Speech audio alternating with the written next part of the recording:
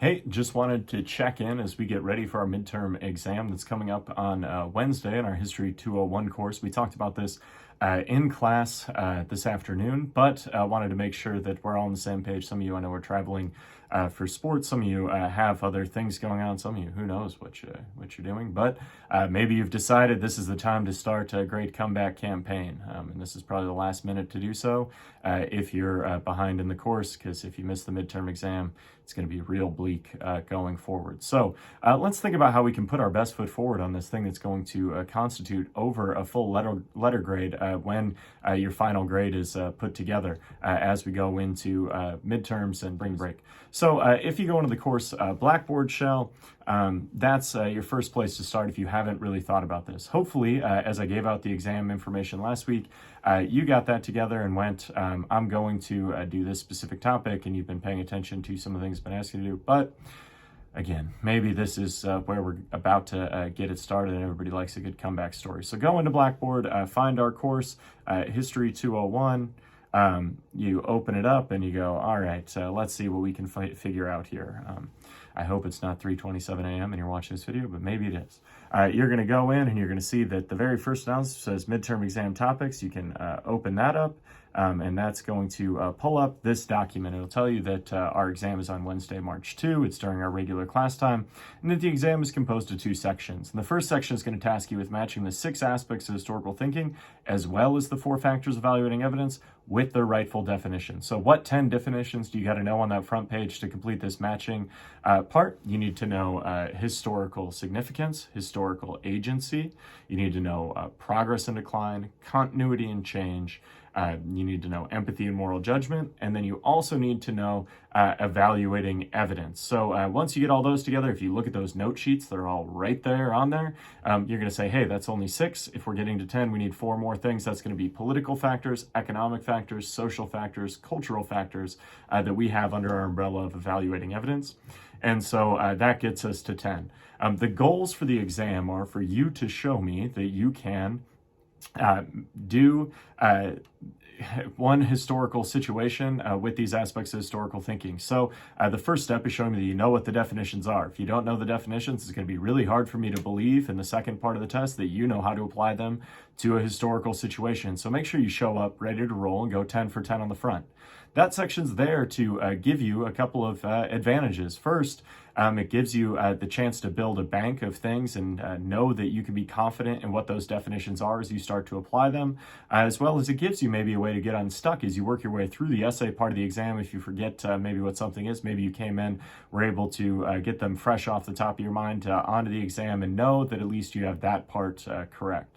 As you go into it, then we're going to flip the page and go to our second section, which you can see here in the directions. So the second section tasks the student with thoroughly analyzing one of the following topics. And I want to stress one, you're going to pick one of these things. Don't try to use 3 of them across the sections. You pick one topic, whichever one you feel most confident with. And we have 4 options. You're not going to impress me by picking one that you think is harder than the others. The goal is to take whichever you feel most comfortable with, pairing with the aspects of historical thinking. So maybe you have really good notes on the Jamestown colony because we were early in the semester and you were still gung-ho about what you were doing. Maybe you put together a really good HTA the week we did the American Revolution and into the Constitution. Maybe Friday was the first time you really paid attention to the whole class and you want to write about the War of 1812. Does not matter to me. I want you to pick whatever's going to be the easiest for you to execute and show me that you know how to use these historical thinking skills to describe a situation as you work our way through. And to do that, you're going to write an essay that's going to put your selected topic through the 6 aspects of historical thinking, as well as the 4 factors evaluating evidence. And that's going to give us our total points of 120, which is 12% of what will eventually be your final grade.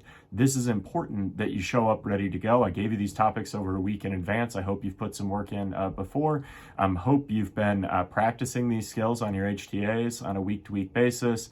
I would like to think that you've been taking good notes throughout the course. I like to think that our quiz kind of practice writing for this has got you ready for those individual sections. But I know, because I've graded many of these exams in the past, Some of you probably still got some work to do. So let's put in the work now, get ready to go for Wednesday. So for the essay portion of the exam, and I got to express that it is an essay portion. I do not want you to write bullet points. I will throw your test in the trash.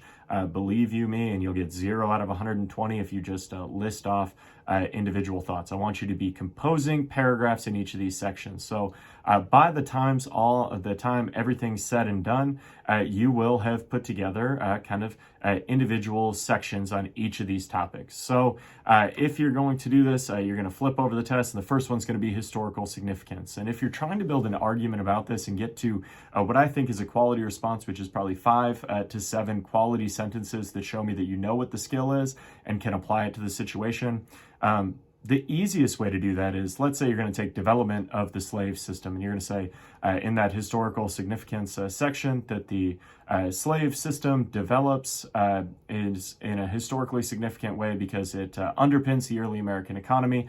It represents a social cultural problem that's going to persist into America today, and it clearly defines the early political maneuvering of the Republic. If those are your 3 points and you put that in that topic sentence, then you're going to spend the rest of that paragraph unpacking each of those 3 things you list at the end. You'll be explaining why it underpins the early American economic system, why it's a social and culturally significant moment that persists to today, et cetera, et cetera. And if you do that and then conclude your thoughts, you should easily get to 5 to 7 sentences in that paragraph. And then you'll move on to the next section and build out your analysis further. One of the things that people oftentimes struggle with this exam is they think that they're being a little bit repetitive.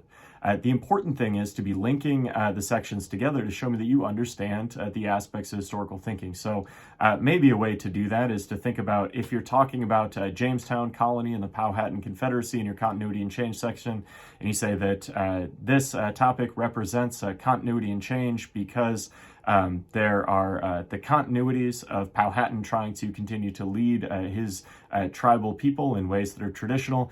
There's change because Jamestown represents the first permanent English settlement in North America. And then you're going to go in and say that the establishment of Jamestown was progress for the English. You're going to say that it was decline for the natives. And that's a way you can maybe identify those historical agents of the English and Powhatan and his confederacy. You're talking about continuities and changes, and then you're tying that in your progress to decline section to show me that you really understand what those things are and how you can use them to talk about a historical situation.